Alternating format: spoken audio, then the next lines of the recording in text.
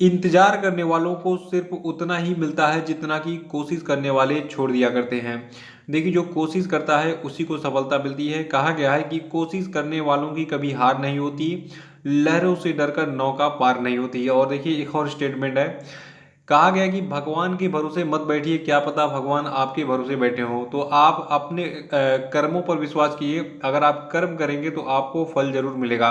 नमस्कार दोस्तों, आज के वीडियो में डिस्कस करेंगे हम 27 सितंबर के सभी महत्वपूर्ण करंट अफेयर पे। और देखिए, इस वीडियो क्लास में आपका एक टेस्ट मिल जाएगा, तो इस टेस्ट को जरूर दीजिएगा। और इस वीडियो को पूरा देखने के बाद इसकी पीडीएफ फाइल भी डाउनलोड कर सकते हैं। नीचे डिस्क्रिप्शन बॉक्स में आपको इस वीडियो की पीडीएफ भी मिल जाएगी। और देखिए, अगर आप इस चैनल पर नए हैं तो चैनल को भी सब्सक्राइब कर लीजिएगा, साथ में बेल आइकन प्रेस करके वीडियो को लाइक और शेयर भी कर दीजिएगा। और टेलीग्राम चैनल को जरूर ज्वाइन कर लीजिए और व्हाट्सएप ग्रुप को भी ज्वाइन कर सकते हैं। साथ में फेसबुक पेज जो नीचे डिस्क्रिप्शन बॉक्स में लिंक दी गई है, वहां पे क्लिक करके उसको भी ज्वाइन कर सकते हैं। तो चलिए शुरू करते हैं आज के करंट अफेयर्स को। लेकिन सबसे पहले बात कर लेते हैं कल के करंट अफेयर पूछे गए सभी क्वेश्चन के सेतु। देखिए, क्वेश्चन का पहला प्रश्न था कि राफेल लड़ाकू विमान उड़ाने वाली पहली भारतीय महिला पायलट कौन बन गई है। तो देखिए, इनका नाम है शिवांगी सिंह। और दूसरा था, किस राज्य में भारत के पहले चिकित्सा उपकरण पार्क यानी कि मेडिकल डिवाइसेस पार्क का शिलान्यास किया गया। तो देखिए, ये राज्य आपका केरल है। और तीसरा था कि हाल ही में केंद्रीय मंत्री सुरेश अंगड़ी का 65 वर्ष की उम्र में कोरोना के कारण निधन हो गया। ये क्या थे? तो देखिए, सुरेश अंगड़ी जो है ये भारत के रेल राज्य मंत्री थे। और चौथा था कि भारतीय रेलवे ने कब तक बड़ी लाइनों के 100% विद्युतीकरण के लक्ष्य को निर्धारित किया है। तो देखिए, ये टारगेट ईयर है 2023। और पांचवा था कि अंतर्राष्ट्रीय पत्रिका टाइम ने 100 सबसे प्रभावशाली लोगों की लिस्ट में किस भारतीय अभिनेता को शामिल किया है। तो देखिए, ये भारतीय अभिनेता है आयुष्मान खुराना। और देखिए, जो आपका टाइम पत्रिका का ये 100 सबसे प्रभावशाली लोगों का सूची था, तो इसके बारे में मैंने आपको डिटेल में बताया था परसों के वीडियो में। तो परसों का वीडियो देखकर उसको रिवाइज कर डालिएगा। और एक इन्फॉर्मेशन देखिए, भारत की जनगणना 2011 का एक वीडियो मैंने परसों शाम को 9 बजे अपलोड किया था। और देखिए, भारत की जनगणना के आंकड़े जो है ये बहुत ही इंपॉर्टेंट होते हैं। कम से कम 3 से 5 प्रश्न लगभग सभी परीक्षाओं में पूछ लेते हैं, ठीक है। तो कंप्लीट आंकड़े का वो वीडियो है और उसको आप देख डालिएगा, आपके 3 से 5 नंबर कंफर्म हो जाएंगे। देखिए, आज के करंट अफेयर का पहला प्रश्न है कि हाल ही में किस प्रदेश सरकार ने यू राइज नामक एकीकृत पोर्टल का शुभारंभ किया है। तो देखिए, इस यू राइज नाम के एकीकृत पोर्टल को उत्तर प्रदेश की सरकार ने शुरू किया है। यहाँ पे फोटो दिख रही है, ये फोटो किस व्यक्ति है कमेंट बॉक्स में बताइए, बाकी मैं आपको बता दूंगा। देखिए, जब का ये यू राइज पोर्टल है, तो यू राइज पोर्टल छात्रों को ऑनलाइन परीक्षा, डिजिटल सामग्री, डिजिटल मूल्यांकन, डिजिटल परीक्षा पत्र, वेबिनार, इंटर्नशिप, ई लाइब्रेरी, रोजगार के लिए रिकॉर्ड किए गए वीडियो सामग्री से लेकर व्यवहारिक और तकनीकी ज्ञान प्रदान करके जो है उन्हें सशक्त करेगा। और देखिए, जो आपका ये यू राइज नाम का वेब पोर्टल है, तो इस वेब पोर्टल पर उपलब्ध जो ई कंटेंट, ई लाइब्रेरी और ऑनलाइन पाठ्यक्रम होंगे, ये राज्य के अधिकांश आंतरिक क्षेत्रों में भी छात्रों के लिए सुलभ होंगे। तो ये डिटेल्स याद रखिएगा इस यू राइज नाम के एकीकृत वेब पोर्टल के बारे में। देखिए, ये फोटो है योगी आदित्यनाथ जी की, जो कि उत्तर प्रदेश के माननीय मुख्यमंत्री हैं। और देखिए, उत्तर प्रदेश राज्य जो है क्षेत्रफल की दृष्टि से भारत का चौथा सबसे बड़ा राज्य है। अगर एग्जाम में पूछे कि क्षेत्रफल की दृष्टि से भारत का सबसे बड़ा राज्य कौन सा है, तो ये राज्य आपका राजस्थान है। और क्षेत्रफल की दृष्टि से भारत का दूसरा सबसे बड़ा राज्य है मध्य प्रदेश, और तीसरा महाराष्ट्र है, और चौथा कौन सा है, उत्तर प्रदेश। और देखिए, जनसंख्या की दृष्टि से उत्तर प्रदेश भारत का सबसे बड़ा राज्य है, ठीक है। यानी कि उत्तर प्रदेश में सबसे अधिक जनसंख्या निवास करती है पूरे भारत के किसी राज्य की तुलना में अगर की जाए, ठीक है। देखिए, उत्तर प्रदेश की राजधानी लखनऊ है और ये गोमती नदी के किनारे स्थित है, और इसको नवाबों का शहर भी कहते हैं। ये तीनों फैक्ट याद रखिएगा। उत्तर प्रदेश की राजभाषा हिंदी है और इसकी दूसरी राजभाषा उर्दू है। और राजकीय पशु है उत्तर प्रदेश का बारहसिंघा। राजकीय पक्षी है उत्तर प्रदेश का सारस या फिर क्रौंच। और देखिए, उत्तर प्रदेश के 9 पड़ोसी राज्य हैं। पहला आपका है उत्तराखंड, दूसरा हिमाचल, तीसरा हरियाणा, चौथा दिल्ली, पांचवा राजस्थान, छठवां मध्य प्रदेश, सातवां छत्तीसगढ़ और आठवां झारखंड तथा नौवां बिहार। तो ये 9 राज्य जो है ये उत्तर प्रदेश से अपनी सीमाएं बनाते हैं। और देखिए, उत्तर प्रदेश राज्य जो है तो इसके उत्तर में नेपाल अपनी अंतर्राष्ट्रीय सीमाएं बनाता है। दूसरा प्रश्न है कि अंतर्राष्ट्रीय परमाणु हथियारों का पूर्ण उन्मूलन दिवस किस तिथि को मनाया गया। तो देखिए, अंतर्राष्ट्रीय परमाणु हथियारों का जो पूर्ण उन्मूलन दिवस है ये 26 सितंबर को मनाया गया। देखिए, संयुक्त राष्ट्र प्रतिवर्ष 26 सितंबर को अंतर्राष्ट्रीय परमाणु हथियारों का पूर्ण उन्मूलन दिवस के रूप में मनाता है। और जो आपका संयुक्त राष्ट्र यानी कि यूनाइटेड नेशंस है, देखिए इसके वर्तमान में सेक्रेटरी जनरल हैं, इनका नाम है एंटोनियो गुटरेस। मुख्यालय इसका है अमेरिका के न्यूयॉर्क में। संयुक्त राष्ट्र की स्थापना 24 अक्टूबर 1945 को हुई थी। तो डिटेल शेयर रखिएगा यूनाइटेड नेशंस के बारे में। लेकिन सबसे पहले क्या कहना है कि अंतर्राष्ट्रीय परमाणु हथियारों का जो पूर्ण उन्मूलन दिवस है ये 26 सितंबर को हर साल मनाया जाता है। और देखिए तीसरा प्रश्न है कि विश्व पर्यावरण स्वास्थ्य दिवस किस दिन को मनाया गया। तो देखिए ये तिथि आपकी है 26 सितंबर। और 2020 के लिए विश्व पर्यावरण स्वास्थ्य दिवस की थीम है एनवायरमेंटल हेल्थ अ की public health intervention in disease pandemic prevention. तो इसकी थीम नोट कर लीजिएगा। देखिए हिंदी में भी सेम है और अंग्रेजी में भी सेम है, जिसमें आपको सुविधा लगे वैसे अंग्रेजी में याद कीजिए तो ज़्यादा बढ़िया है। देखिए जो आपका ये विश्व पर्यावरण स्वास्थ्य दिवस है इसके बारे में आपको डिटेल बता देता हूँ। देखिए इसका इतिहास क्या है। देखिए 2011 की बात है। 2011 में international federation of environmental health ने 26 सितंबर को जो है विश्व पर्यावरण स्वास्थ्य दिवस मनाने की घोषणा की थी। और देखिए एक संस्था जो आपकी है ये international federation of environmental health, ठीक है। तो इसको 1986 में स्थापित किया गया था और इसका मुख्यालय इंग्लैंड के लंदन में स्थित है। चौथा प्रश्न है कि वैश्विक जोखिम सूचकांक 2020 में भारत किस स्थान पर है। तो देखिए जो आपका वैश्विक जोखिम सूचकांक 2020 है इसमें भारत 89वें स्थान पर है। और इस सूचकांक में पहले स्थान पर आपका है वनुआटू, दूसरे स्थान पर आपका टोगा है, 89वें स्थान पर आपका भारत है और 181वें स्थान पर आपका इसमें कतर है। देखिए कतर का रैंकिंग मैंने क्यों बताया है, क्योंकि कतर जो है सबसे आखिरी स्थान पर है। देखिए जो आपका ये वैश्विक जोखिम सूचकांक 2020 है तो इसको तैयार किया गया है टोटल 181 देशों पे एनालिसिस करके। तो इसमें पहले स्थान पर आपका है वनुआटू और आखिरी स्थान पर आपका कतर है, ठीक है। कतर यानी कि 181वें स्थान पर है। तो पहला, दूसरा और 89वां यानी कि भारत का रैंकिंग और सबसे आखिरी रैंकिंग ये चारों नोट कर लीजिएगा। देखिए जो आपका ये वैश्विक जोखिम सूचकांक है यानी कि वर्ल्ड रिस्क इंडेक्स है, तो ये जो है जर्मनी में स्टुगार्ड विश्वविद्यालय के सहयोग से संयुक्त राष्ट्र विश्वविद्यालय पर्यावरण और मानव सुरक्षा और बुंडनीस एट विंकलुंग हिटफील्ड द्वारा जारी फोर्स्ड डिस्प्लेसमेंट एंड माइग्रेशन पर विशेष ध्यान देने के साथ वैश्विक जोखिम रिपोर्ट 2020 का ये हिस्सा है, ठीक है।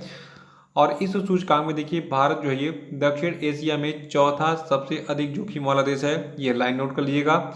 और इस सूचकांक में बताया गया है कि श्रीलंका, भूटान और मालदीव जो है ये अत्यधिक आपदाओं का सामना करने के लिए भारत की अपेक्षा अधिक सक्षम है। और इस सूचकांक में ये भी बताया गया है कि महाद्वीपों में ओशिनिया महाद्वीप जो है ये सबसे अधिक जोखिम में है।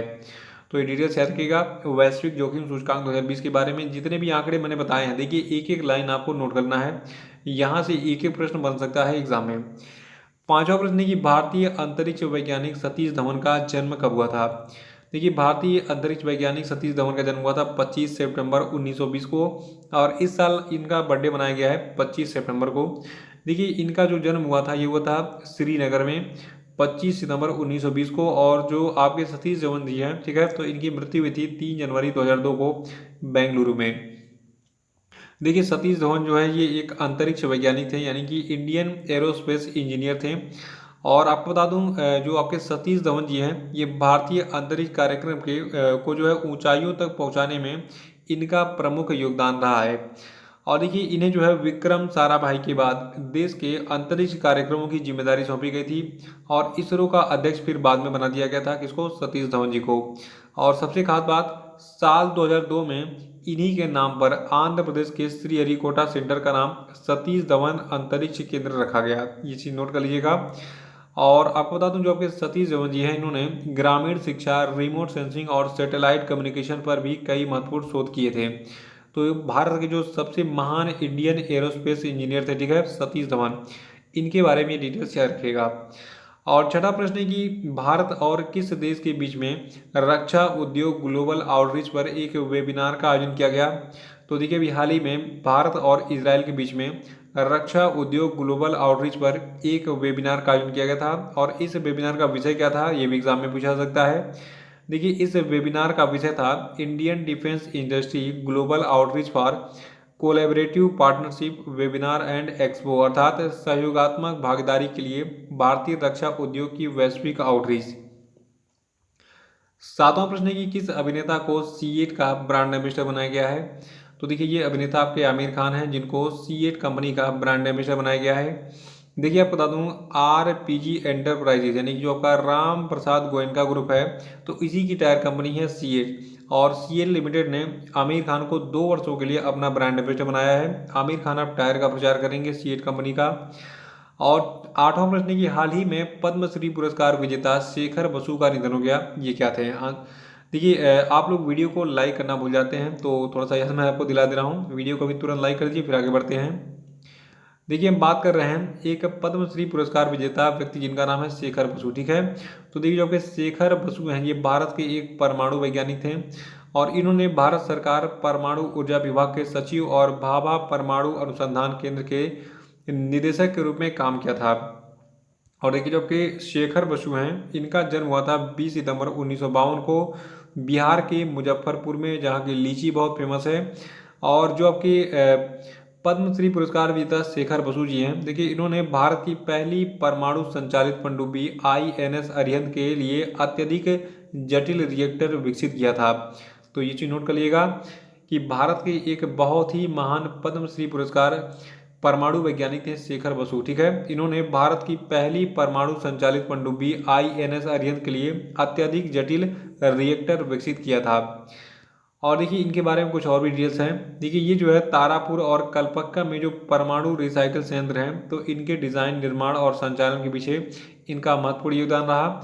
और इन्होंने तमिलनाडु में भारतीय न्यूट्रिनो वेधशाला के विकास में भी महत्वपूर्ण भूमिका निभाई थी। और इनको पुरस्कार कौन कौन से मिले थे? देखिए इन्होंने पद्मश्री पुरस्कार जीता था, यानी कि इनको पद्मश्री दिया गया था 2014 में। और इन्होंने अन्य में से Indian nuclear society award, DAE group achievement award जिसको 2006 में मिला था, और 2007 में इनको डीएई स्पेशल अचीवमेंट अवार्ड दिया गया था, ठीक है। तो 3 चीज़ और रखिएगा कि 2002 में इनको इंडियन न्यूक्लियर सोसाइटी अवार्ड, और इनको 2006 में डीएई ग्रुप अचीवमेंट अवार्ड, और 2007 में डीएई स्पेशल अचीवमेंट अवार्ड दिया गया था। और देखिए ये जो है Indian national academy of engineering और Indian society for non destructive testing के फेलो भी थे। तो ये सारी डिटेल्स आपको याद रखना है किसके बारे में? शेखर बसु जी के बारे में, ठीक है। लेकिन जो सबसे खास बात कि ये जो है भारत के एक परमाणु वैज्ञानिक थे और अभी हाल ही में शेखर बसु का निधन हो गया, ये चीज़ याद रखिएगा। देखिए मैं आपको डिटेल में इसलिए बताता हूँ क्योंकि आजकल डिटेल में एग्जाम में पूछा जा रहा है, चाहे कोई भी एग्जाम हो। तो अगर पूरी जानकारी, कंप्लीट जानकारी आपके पास रहेगी तो आसानी से आप किसी भी प्रश्न को सॉल्व कर सकते हैं एग्जाम में। नेक्स्ट हमारा क्वेश्चन है, UNIATF पुरस्कार 2020 किसने जीता? तो देखिए जो आपका ये UNIATF पुरस्कार 2020 है, इसको जीता है केरल ने। और केरल को ये पुरस्कार क्यों दिया गया है? देखिए केरल ने जो है संयुक्त राष्ट्र की अंतर एजेंसी टास्क फोर्स का गैर संक्रामक रोगों से संबंधित सतत विकास के लक्ष्यों की दिशा में अपने उत्कृष्ट योगदान के लिए गैर संक्रामक रोग की रोकथाम और नियंत्रण के लिए 2020 पुरस्कार जीता है, ठीक है। तो देखिए जो आपका ये UNIATF पुरस्कार है, तो इसका हिंदी में नाम क्या है? गैर संक्रामक रोग की रोकथाम और नियंत्रण के लिए पुरस्कार 2020।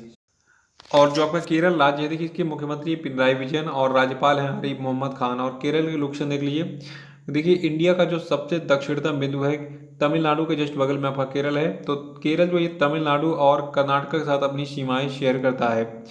10वां प्रश्न है कि ग्लोबल क्लाइमेट समिट 2020 की सह मेजबानी कौन करेगा? तो देखिए जो आपका ग्लोबल क्लाइमेट समिट 2020 होगा, इसकी सह मेजबानी की जाएगी यूनाइटेड नेशंस और यूनाइटेड किंगडम के द्वारा। देखिए जो आपका यूनाइटेड किंगडम और संयुक्त राष्ट्र यानी कि यूनाइटेड नेशंस है, तो 2015 में पेरिस जलवायु समझौते पर हस्ताक्षर करने की 5वीं वर्षगांठ के अवसर पर 12 दिसंबर 2020 को एक वैश्विक जलवायु शिखर सम्मेलन यानी ग्लोबल क्लाइमेट समिट की सह आयोजन जो है ये करने जा रहा है, ठीक है।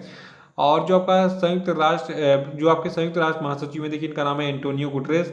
तो संयुक्त राष्ट्र के महासचिव एंटोनियो गुटरेस और यूनाइटेड किंगडम के जो प्रधानमंत्री हैं बोरिस जॉनसन, ये दोनों मिलकर इस कार्यक्रम की सह मेजबानी करेंगे। और देखिए इस शिखर सम्मेलन की एक और खास बात है, ये शिखर सम्मेलन नवंबर 2021 में स्कॉटलैंड के ग्लासगो में आयोजित होने वाले संयुक्त राष्ट्र जलवायु परिवर्तन सम्मेलन यानी कि COP26 यानी कि कॉन्फ्रेंस ऑफ पार्टी 26 के पहले की गति को बढ़ाएगा, ठीक है। और ये शिखर सम्मेलन राष्ट्रीय सरकारों को अधिक महत्वाकांक्षी और उच्च गुणवत्ता वाली जलवायु योजनाओं को पेश करने के लिए आमंत्रित करेगा। तो ये थे आपके आज के सभी महत्वपूर्ण करंट अफेयर। और अब हम बात कर लेते हैं आज के सभी क्वेश्चन अफेयर। देखिए आज क्वेश्चन अफेयर का पहला प्रश्न आपके लिए कि किस व्यक्ति को एसर इंडिया का ब्रांड एम्बेसडर बनाया गया, उत्तर बताइए। देखिए ब्रांड एम्बेसडर का मैं एक वीडियो आपको अलग से दे दूंगा, और अभी मैं आपके लिए एक स्पेशल वीडियो बना रहा हूँ जिसमें आपको कम से कम 2500 करंट अफेयर मिलेंगे पूरे अब तक के जनवरी से लगाए सितंबर तक के, ठीक है। तो ये पीडीएफ आपको जल्दी प्रोवाइड कर दी जाएगी। देखिए दूसरा प्रश्न आपका है कि सोमालिया के नए प्रधानमंत्री कौन बने हैं, उत्तर बताइए। और तीसरा प्रश्न आपके लिए कि किस राज्य सरकार ने मोक्ष कलश योजना 2020 को मंजूरी दी, उत्तर बताइए। चौथा कि हाल ही में किस व्यक्ति को ऊर्जा दक्षता सेवा लिमिटेड यानी कि एनर्जी इफिशियंसी सर्विसेज लिमिटेड का नया प्रबंध निदेशक बनाया गया है, उत्तर बताइए। पांचवा कि विश्व फार्मासिस्ट दिवस निम्न में से किस दिन मनाया जाता है, उत्तर बताइए। तो इसी के साथ आज का करंट अफेयर समाप्त होता है। जय हिंद, जय भारत।